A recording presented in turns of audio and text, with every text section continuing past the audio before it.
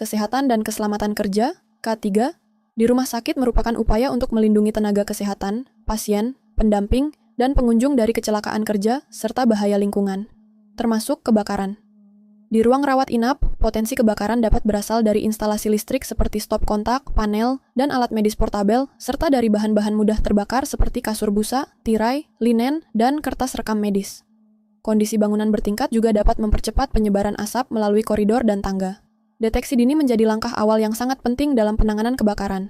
Tanda bahaya dapat berupa munculnya asap, bau hangus kabel atau plastik, maupun nyala api kecil.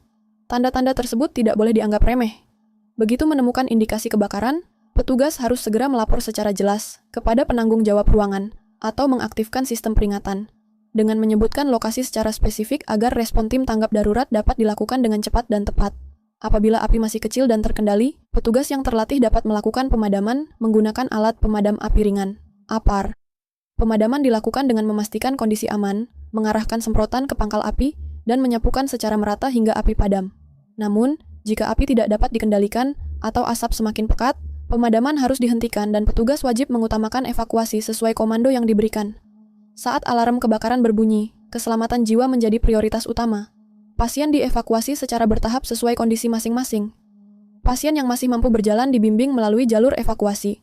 Sementara pasien yang lemah atau tidak dapat berjalan dievakuasi menggunakan kursi roda, brankar, atau teknik evakuasi manual sesuai prosedur. Dalam kondisi kebakaran, lift tidak digunakan karena berisiko terjebak. Petugas memastikan tidak ada pasien yang tertinggal di kamar, kamar mandi, atau ruang kecil selama kondisi memungkinkan, serta menutup pintu untuk memperlambat penyebaran asap sebelum meninggalkan area.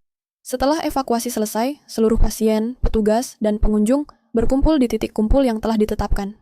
Titik kumpul berfungsi sebagai lokasi aman untuk penghitungan jumlah orang, penanganan korban, dan koordinasi lanjutan. Pimpinan ruangan atau ketua regu melaporkan jumlah pasien dan petugas yang berhasil dievakuasi, jumlah korban luka, serta kemungkinan adanya orang yang belum ditemukan kepada koordinator di titik kumpul. Keberhasilan penanganan kebakaran di ruang rawat inap sangat bergantung pada pemahaman terhadap K3 dan potensi kebakaran, kecepatan deteksi dini, serta penggunaan APAR yang tepat, dan pelaksanaan evakuasi yang terencana menuju titik kumpul yang aman, dengan mengutamakan keselamatan pasien. Budaya aman hanya dapat terwujud apabila seluruh petugas, mahasiswa magang, dan pengunjung memahami serta mematuhi langkah-langkah ini, baik dalam simulasi maupun dalam kejadian nyata.